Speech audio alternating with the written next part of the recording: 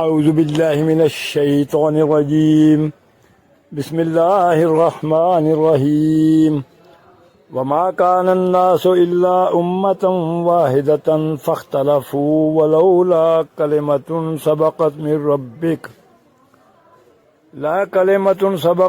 ربك لقضي بينهم فيما فيه يختلفون۔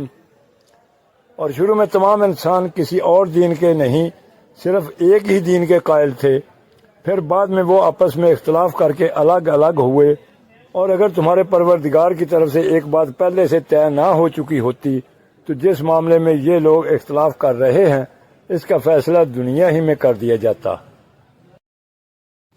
یعنی اگر اللہ تعالیٰ نے پہلے ہی یہ فیصلہ نہ کر لیا ہوتا کہ حقیقت کو انسانوں کے حواس سے پوشیدہ رکھ کر ان کی عقل و فہم اور ضمیر و وجدان کو آزمائش میں ڈالا جائے گا، اور جو اس آزمائش میں ناکام ہو کر غلط راہ پر جانا چاہیں گے انہیں اس راہ پر جانے اور چلنے کا موقع دیا جائے گا، تو حقیقت کو آج ہی بے نقاب کر کے سارے اختلافات کا فیصلہ کیا جا سکتا تھا۔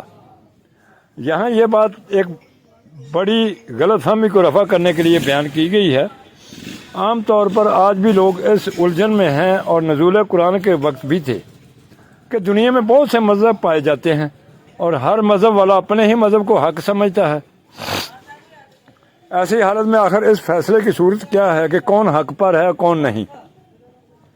اس کے متعلق فرمایا جا رہا ہے کہ یہ اختلاف مذاہب دراصل بعد کی پیداوار ہے۔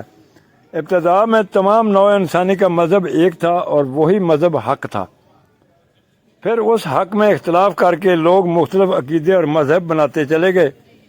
اب اگر اس ہنگامہ مذاہب کا فیصلہ تمہارے نزدیک عقل و شعور کے صحیح استعمال کے بجائے صرف اسی طرح ہو سکتا ہے کہ خدا خود حق کو بے نقاب کر کے سامنے لے آئے، تو یہ موجودہ دنیاوی زندگی میں نہیں ہوگا۔ دنیا کی یہ زندگی تو ہے ہی امتحان کے لیے، اور یہاں سارا امتحان اسی بات کا ہے کہ تم حق کو دیکھے بغیر عقل و شعور سے پہچانتے ہو یا نہیں۔